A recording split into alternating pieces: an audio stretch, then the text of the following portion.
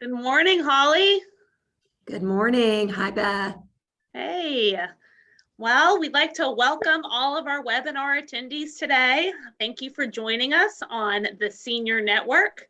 I'm your host, Beth Struble, Director of Development here at Senior Resources, filling in for our Dargan Davis. I'm along with our co-host, Holly Van Horn from Lori Life and Health. We're excited to hear from today's speaker, City of Columbia Mayor Daniel Rickenmann. Good morning. All right, so we're going to give our guests just a few minutes to get logged in, and then we'll start our program.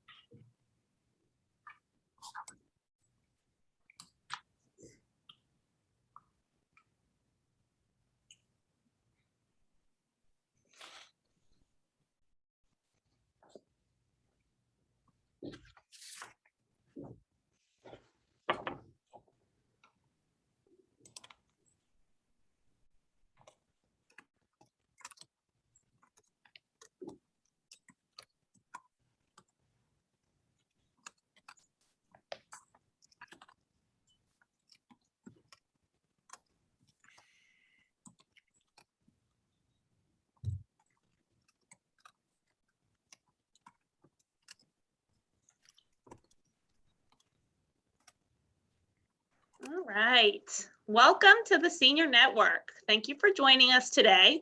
Today's episode is being recorded and will also be available to view later this afternoon on our website, seniorresourcesinc.org, and on our social media channels after the webinar. Before we begin our interview with Mayor Rickenmann, I'd like to take a minute to introduce you to Senior Resources and share about the services and programs that we offer. Senior Resources is a nonprofit organization that coordinates services and provides resources to senior citizens living in Richland County. All activities, services, and programs that we offer here at Senior Resources are geared towards helping seniors remain in their homes, healthy and independent, which is made possible through the support of our staff and volunteers. Our largest program is Meals on Wheels, which serves over 600 homebound seniors and disabled adults with a daily hot, nutritious meal to our clients' homes. Our home care program provides personal care services in-home, and our transportation program, Senior Wheels, provides door-to-door transportation to doctor's appointments and other medical-related trips. Pet Pals provides our clients' pets with a monthly supply of pet food. Through AmeriCorps Seniors, we have foster grandparents and senior companion programs. We also have 4 community wellness centers throughout Richland County that allow our seniors to gather and enjoy fellowship with peers, a hot meal, physical fitness, and other activities. The Senior Network is just one of our newest programs offered here at Senior Resources, designed to connect seniors virtually in the comfort of their homes to even more community resources. I'm going to turn it over to Holly now to share a little bit more about Lori Life and Health. Thanks, Beth. Good morning. I'm Holly Van Horn, and I'm the Community Relations Coordinator at Lori Life and Health. And we're so happy to see you all here today. And we're so happy to have Mayor Rickenmann join us. I'm going to give you just a very brief overview of Lori Life and Health before we get started. And we are an independent insurance agency located here in Columbia, and we specialize in Medicare, health, and life insurance. Our mission is to educate you on all the options available and help you make a decision that meets your needs and your budget. We can assist you in person, on the phone, or even in your home, and our services are at no cost to you. You can find more information on our website, which is www.lorilifeandhealth.com. And now it's my pleasure to have our President and CEO, Joel Lori, join us today, and I'm going to turn it over to him. And I know that we are going to have a great conversation with Joel and Mayor Rickenmann today. Thank you. Well, thank you, Beth, and thank you, Holly. And it's wonderful for me to have the pleasure to introduce someone who I consider a friend and also someone who I respect and admire greatly. Daniel Rickenmann was born and raised in Spartanburg, South Carolina, He came to the University of South Carolina in 1987, fell in love with Columbia, and also fell in love with Laura Perlon. And Daniel and Dr. Laura Rickenmann have two wonderful daughters, and they are both just very active in our community. And the reason we've invited Mayor Rickenmann on this show is that he last month was sworn in as Columbia's 37th mayor. Mayor Rickenmann, welcome to our show and appreciate you joining us. Oh, thank you very much. Always a pleasure to be on air with you, Joel. You're very kind. So, Mr. Mayor, because we've got about 15 minutes or so that we want to just dig deep with you.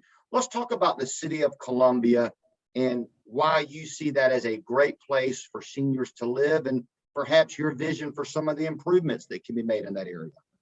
Well, I think, we have an incredible community quality of life here. And as we continue to move forward and create more opportunities and connectivity and life, I think there's so much for anyone, especially seniors, to engage with. I mean, between our cultural, our outdoors, our river, our events, we've got a thriving, state capital. We're sitting here with the flagship university. We got two historic African-American colleges. We have a women's college. We have, a seminary and a Christian university that add a whole different perspective to people's lives. I mean, when I tell people about Columbia and I tell them what we have, they're shocked. They're like, well, why don't you tell people this?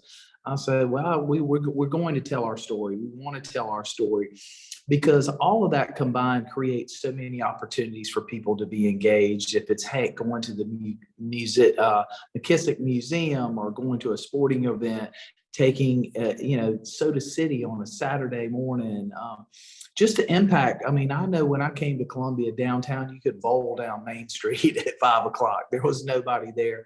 Now we have life, and we have life in every corner.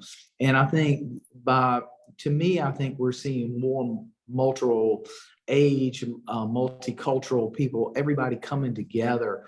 And it's not so much segregated by age or religion or anything. People really wanting to be engaged with each other and share experiences. And I think that's what's so great about Columbia.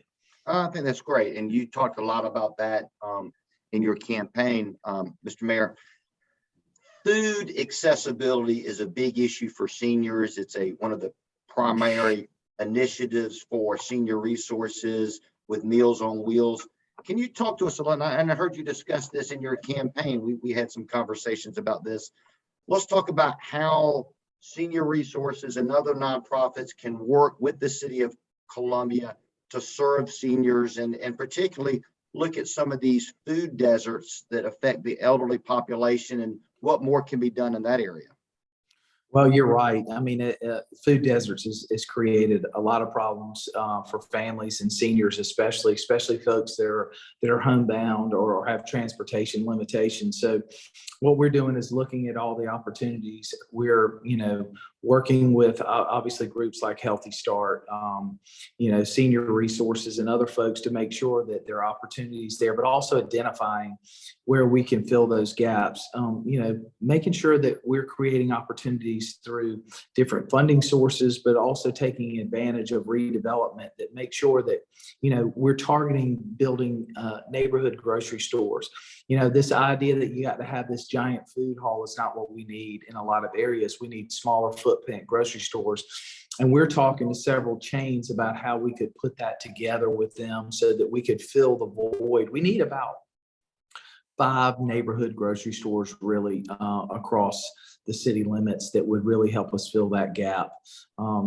And so part of a choice neighborhood grant that we're filing for is part of that is to help kind of build the basis of that so that we can put a grocery store provider, because we really need somebody who has the ability to supply fresh produce, basics, but, also some staples that aren't, household needs, so that it's a one-stop shop, convenient for that neighborhood, and, really making sure that we have the ability to get there. And then, also investing in when we talk about programs, how do we pair seniors up with other folks to teach skills? So one of the things I found is a lot of these younger mothers don't know how to cook fresh vegetables and other things. So how we can pair so that they can work together and teach each other how to cook and then prepare meals together. The other thing we were asked to do was talk to DHEC about making it easier for people who are doing home kitchens to be able to provide food out of their home to their neighbors and fill voids in these food deserts. You know, everything from fresh breads to meals.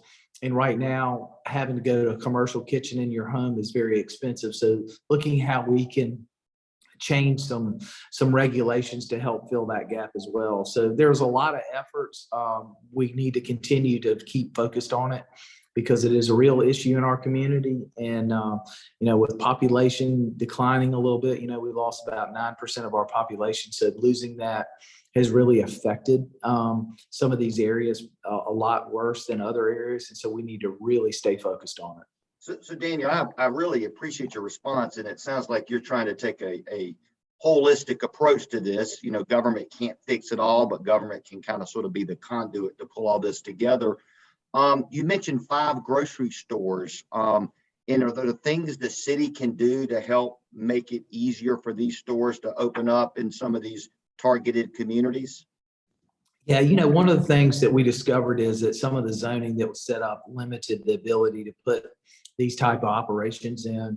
And then we had some unintended consequences when they put it together years ago, this reuse fee that came in for water and sewer, and it ended up costing people a lot of money. So taking those fees out for folks who are willing to make that investment. I mean, for a grocery store conversion of an old retail space, probably would have cost that guy or family, I don't know, $50,000, $60,000 to convert it. So by us taking that out as an exemption and allowing them to go in without that cost, and then providing some grant money to help with grease traps, so that when they go in, that their costs are focused on the interior and not these external costs that, probably would make a difference between somebody making that investment, because suddenly you're at $100,000 before you've even, put the first, piece of food in the store.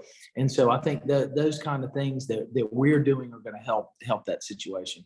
I think that's great. I want to switch over and move over from food insecurity to broadband internet. And I know this has been a big issue at the state level. They're trying to take some of the federal money that's coming in and helping communities. Do we still have areas in the city of Columbia that don't have access to broadband? We do have some areas, and we've got folks that have got broadband, but it's so weak that it doesn't work on a consistent basis. So, it's almost like you don't have it. So taking advantage of the federal funding coming down, both through so there's going to be a formula based so that we'll be able to take advantage, but there's going to be some application based as well. And the city trying to be proactive, we're engaging with private sector grant writers to help us make sure that we don't miss any of these opportunities moving forward, and working, closely with these communities to make sure that we get these up. We're actually even working on a pilot program.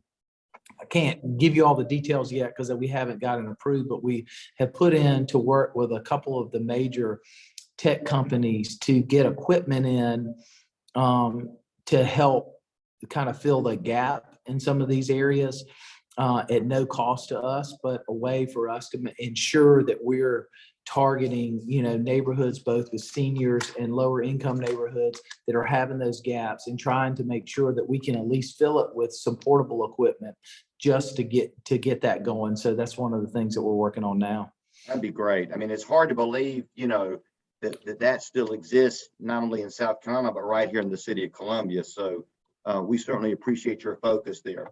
All right, I understand, and this is a senior resources webinar, but I understand you have done some volunteering on Meals on Wheels, which is one of the programs. I have. Share with us a great experience from your time. Scheduled to do it again. Good for you. Well, you come over anytime. We'll put you to work. Share with us a great experience you had during that time. What was really is, to me, I think every door that I opened and had an opportunity to interact with somebody that I had not met before and spend a few minutes with, and how appreciative the folks were and engaging, and just realizing that, 5 minutes with somebody by dropping off a meal, the meal is, the basis of going there. But I think the interaction to me was incredible. I met two ladies, one of them who actually made me a pound cake, believe it or not, after the election, but, took the time to engage and want to know my story as much as I wanted to know their story, and really just excited to have somebody come by. And you realize the little things make such a big difference, and how if we could get everybody to every day do one little thing like this, what a better community we would be. So hopefully we can get some more volunteers and more folks out there delivering and brightening people's days. Well, we applaud you for doing that. And we also, I think it's important, not only as being a volunteer, but as a public servant, you get to see firsthand some of the challenges that our citizens face, particularly our seniors, and can be part of that solution. So thanks for doing that. I want to switch over real quick. We've talked about food, we've talked about internet. Let's talk a little bit about law enforcement and the role that law enforcement can take, not only in protecting our communities, but particularly trying to help prevent vulnerable adult abuse or checking on seniors. Are there any initiatives? We've got a great police chief, Chief Holbrook, who works closely with our Sheriff Leon Lott. Any initiatives that you wanted to share with our audience today that might be of interest? Well, I think we're heavily investing in the police department, not just in sworn officers and equipment and technology, but also into crisis groups, so that we've got clinical technicians working with the police department. We're getting ready to up that to help if there's issues, if it ranges from mental health to other issues. But, we also have program where you can register and the police will come by and check up on you. And I have to tell you, I spent some time with our officers on call, and riding around, I realized what an impact they have and how compassionate they are. I mean, they know their districts, they know the streets, they know their neighbors, they know, hey, I check on this person, every couple of days to make sure that they're okay. Their kids don't live here. It's really, and it's probably a program that we should adopt and grow, not just from our police department, but, a meeting with different youth groups. They're talking about what can we do in the community to improve it? Well, what about adopt a senior? How about, you come over and if there's something you can help with, or just to have a conversation with, I think there's some things that we can enhance to make programs better, where it's a cross section, not just in public safety, but we do provide safety checks. We also, I've had several seniors who had officers come over and make suggestions about where lighting should be, or cutting down bushes to make it more visible, so that they have a little more security around their homes. And then the fire department, provides free smoke detectors and so forth. So those are things, and they're glad to come by and check. So we have a fire prevention team that can help out as well. So these are all services that are here available for anybody, but especially seniors. It's funny you mentioned that. We were planning out our agenda for the balance of the year, and one of the guests we want to bring in is my old friend, Chief Aubrey Jenkins, to talk about fire prevention. So I'm so glad you mentioned that. All right, last topic I want to talk about, and then I think, Beth, you have a few questions that have come in. I've seen them, got some great questions coming in. Our park system, can you, seniors, really people of all ages, but particularly our seniors, we love to take advantage. They love to take advantage of the park system.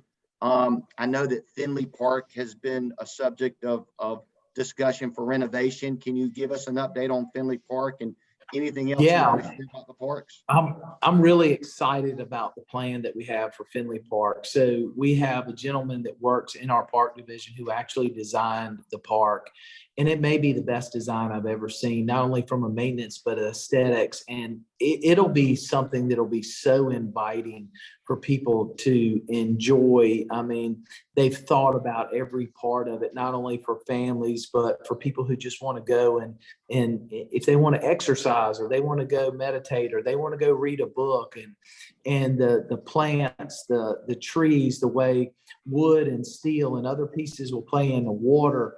You know, we're going to have a water feature that I think people will really love. So we're in the process. We have approved $1.5 million to do all the engineering and design work, and that's in the process right now. So we're really excited about where that's headed, and we hope that by the end of the year that we'll be able to start moving on to renovations.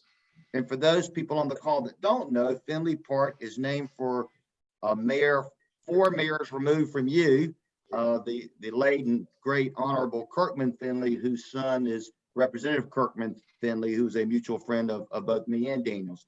Okay, Mr. Mayor, those were great bullet points on some really important issues affecting seniors. We've had a couple of questions come in, so I'm going to turn it back over to Beth as we wrap this down. Beth? Wonderful. Thank you, Joel, and thank you, Mayor Rickenmann. We are grateful to have you on here and answer those great questions that Joel presented to you. We do have a few questions in the chat. We are going to open it up. We have just over 5 minutes left, so please put your questions in the chat and I'll try to get to as many as I can. The first one is regarding those grocery stores you were mentioning in the food deserts. Ms. Thompson asked, what neighborhoods are you looking at for those grocery stores? Well, there are 5 different neighborhoods. 3 of them are in 29203 and 2 are in the 29204 zip code. That's great. Great. We're currently, to be clear, we're currently have engaged a survey group that specializes in grocery store placement and with the neighborhood component. And so they're doing a survey now to figure out where we can have the biggest impact, so that we're not just trying to guess where to place this. We're trying to make sure that we have the biggest impact. Oh, that sounds great. We've had a couple shout outs for the great work you're doing. One of these is asking, with Latinos moving to South Carolina retire, are any of these services being promoted in Spanish, or any organizations being partnered with to reach that group? I'll let you start and then kind of share where we are with senior resources in that. I think that's a great question. We have really been trying to reach out into the Latino community and really trying to embrace, and I'm hoping that we can get a couple of the Latino leaders to join the mayors. We're going to do a mayor's advisory council, because I really want to make sure that that community is growing. It is close to almost 7% of our community now, and the projections are that the Latino community will be in double digits over the next decade. So we want to make sure that we have a stronger relationship with the community. They're engaged, and we're making sure that we're also getting them the services they need, but also being able to communicate with them in both English and Spanish. That's great. And we will be doing the same here at Senior Resources, trying to make sure that we reach that community as well. And any other questions, go ahead and include them in the chat box. I'll give it just a few more seconds here. We've got a curious of how Columbia is losing 9% population a year. Do you know the reason behind that? Well, we lost about 9.5% over the last decade. Some of it has been stemmed around folks taking advantage of other areas for educational reasons, better housing, and so forth. So, we're trying to make sure that as we go into neighborhoods that we're helping revitalize, and part of that is taking advantage. We did a program years ago, a charrette process, that it was an engagement across our community, and one of the hardest hits in the reduction of population is the East Central plan, which is a lot of North Columbia moving forward. So we've taken that plan off the shelf. We're currently updating the plan to make sure all the pieces are relevant, and we're using that as the basis to submit for a choice grant and also leverage with some other HUD funding that would then allow us to partner with the private sector and make major impact in that area, from house revitalization to lighting to streets to sidewalks, and possibly for some of the commercial pieces to be the basis around building the buildings for these grocery stores and on other services. Because we've heard, everybody, urgent care is one of the things we've heard from several neighborhoods. They would like to have something closer than the hospital to go to on a day-to-day basis. Heard of folks making, simple things like dry cleaners and shoe cobblers and other things that we sometimes take for granted that are available in other parts of town that have not been there traditionally in the last couple decades, and how we make sure that we get the services to where everybody is. Oh, makes a lot of sense. Last, we've got time for about one question. Susan asked, are you soliciting specific small grocery store chains to encourage them to open businesses in those zip codes that you mentioned, the 29203? Well, what we're evaluating based on a third party who specializes in helping is we're also looking at national chains, because the one thing we want to make sure is that whoever we partner with has a large supply, because the last thing we need to do is get into business with somebody who doesn't have the buying power and the flow for supply, especially with fresh. I mean, everything needs to be of quality, and we want to make sure that we have the freshest fruits and vegetables, meats, produce, and dairy, everything. So the basics are there. And so I think it's very important that we try to make sure that whoever we partner with or whoever we can encourage has the ability to deliver those services. Thank you. Thank you, Mayor. We appreciate you joining us. Answered Morning, a lot of Michael questions Brooks. and gave us some great information. So we're grateful to have you Good, on. Miss Emma, how are you doing? Grateful to have you on, and I'm going to have Holly join us. Did I find a wallet? It's not there yet. But I believe we have a that's supposed to be a conversation. special purse. You're taking it everywhere.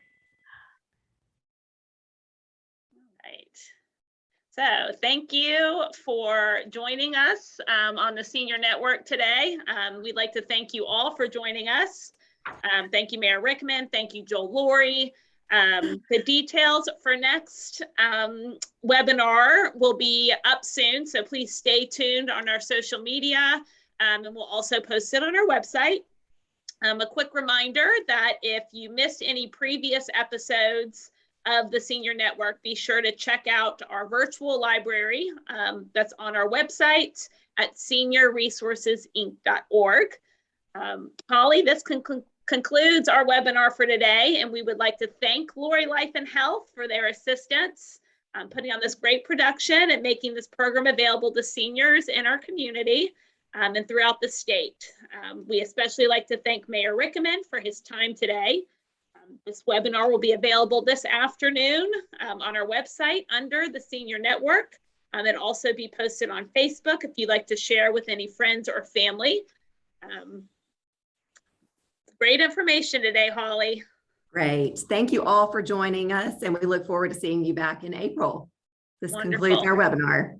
Thank you. Thank you.